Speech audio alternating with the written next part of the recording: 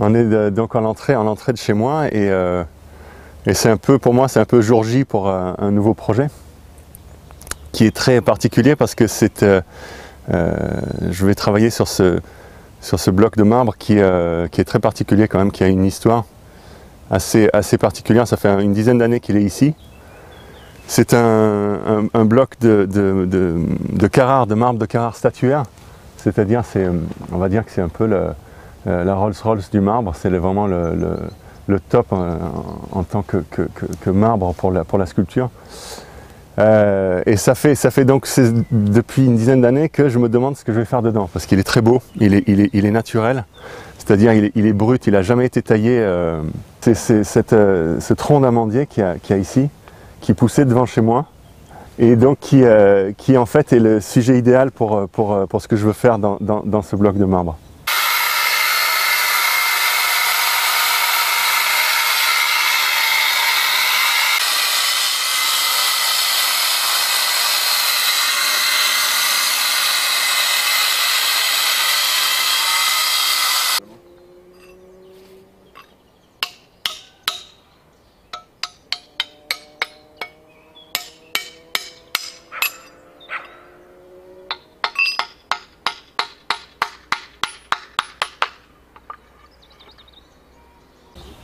Voilà, donc oui, on est donc dans mon petit atelier qui est donc en pleine nature dans les Bancao.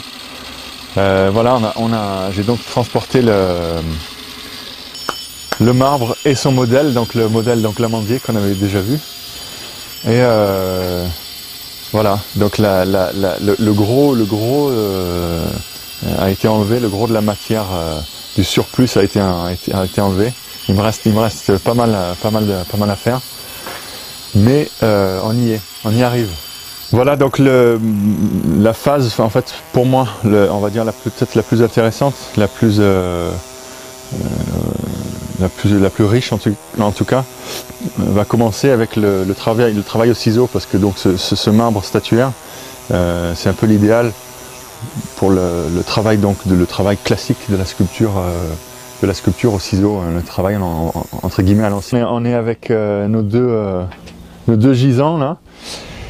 Le dégrossissage est presque terminé, la forme, on va dire grossièrement en tout cas, et je vais bientôt donc je commence à évider donc l'intérieur de ce bloc, l'intérieur du tronc, donc pour donc lui donner de la légèreté, mais aussi toute une partie en fait en négatif, parce que ce qui m'intéresse évidemment c'est l'extérieur, mais aussi la forme intérieure, donc en fait j'accélère le processus de décomposition dans ce sens-là, où j'évide le tronc.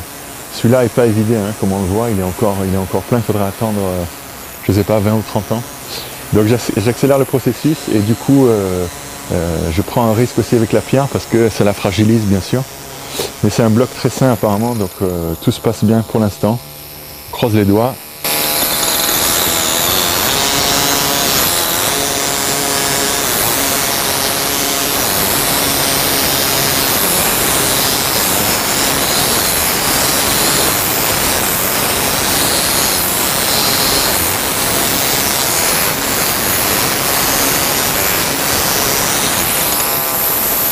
Voilà, donc on est grosso modo, on a sorti la forme principale, et je suis donc en train d'essayer de retrouver donc les rythmes et les stries qu'il y a dans le tronc, dans l'amandier. Tout s'est relativement bien passé pour l'instant. On continue à toucher du bois d'amandier, et donc là, je suis en train de donc lui donner une texture. Et là, bientôt, on va l'ouvrir sur le flanc, sur le côté. Et ce sera la prochaine étape. Pour l'instant, je continue le travail de surface. Voilà dans la phase la plus délicate de ce projet. La forme donc est grossièrement présente, la forme du tronc. Et donc, je m'apprête, j'ai commencé donc cette saignée dans ce tronc pour les vider. Là pour l'instant je coupe pour aller à l'intérieur, et par la suite je vais utiliser un disque comme celui-ci qui est bombé, donc où je pourrais travailler les courbes à l'intérieur en profondeur en enlevant ma poignée. L'étape la plus délicate qui est bien entamée, la sculpture dans la sculpture comme je l'appelle, avec l'intérieur du tronc qui commence à être sérieusement creuse. Et voilà, comme je disais, j'ai accéléré le processus de décomposition du tronc. C'est un peu ce qui se passerait si on attendait quelques années de plus. Je ne sais pas si on peut le voir sur le tronc derrière, mais c'est souvent ce qui se passe dans le tronc, c'est qu'il y a une partie donc, qui s'ouvre, qui est affaiblie. Et évidemment, c'est l'intérieur qui est plus tendre, donc qui se décompose, qui part avant l'écorce, l'extérieur. Et c'est ce qui m'intéresse avec ce projet. Voilà. Donc, la bonne nouvelle, c'est qu'il est sain. On peut l'entendre, on l'entend.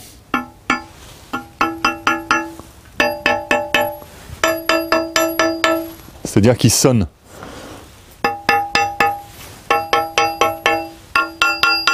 Ça, c'est un bon son, c'est-à-dire qu'il n'y a pas ça sonne pas, c'est pas un son mat, c'est comme une cloche, la cloche du marbre, qui nous indique que ce bloc est sain et que je peux continuer ce travail particulièrement délicat. Nous voilà donc à la fin de notre projet. J'ai réussi, je pense, à évider suffisamment ce tronc. On a une autre dimension hein, donc, qui est révélée. Donc, quelque part, mon intention, c'était quand même ça. C'était une bonne description, ce serait peut-être de créer le fantôme, un peu le fantôme ou l'âme de ce tronc. C'est pour ça que je voulais qu'il ait un côté un peu immatériel comme ça, un creux.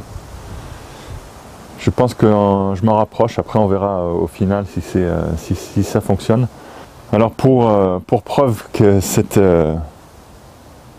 sculpture qui est un peu entre l'organique, donc le végétal, l'animal et l'humain, vous montrer qu'il respire. Il respire même très très bien. Regardez ça.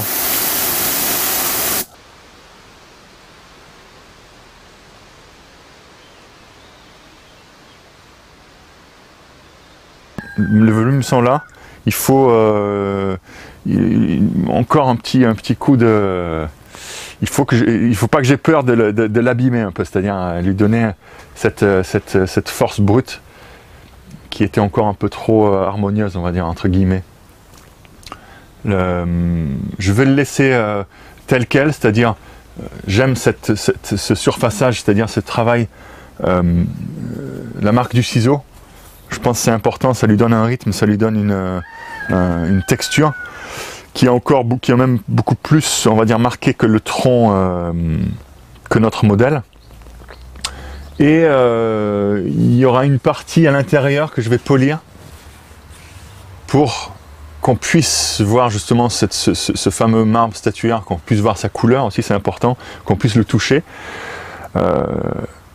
Mais voilà, on est sur les dernières heures, on va dire, de ce tronc que j'appelle un gisant. C'est vrai qu'il a un côté gisant.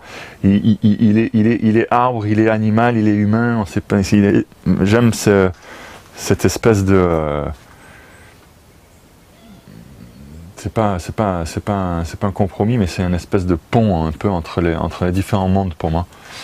Mais c'est une étude, hein, c'est une étude, et moi je suis étudiant, je reste étudiant, j'apprends avec chaque projet, j'aime prendre des risques techniques, créatifs, pour justement rester dans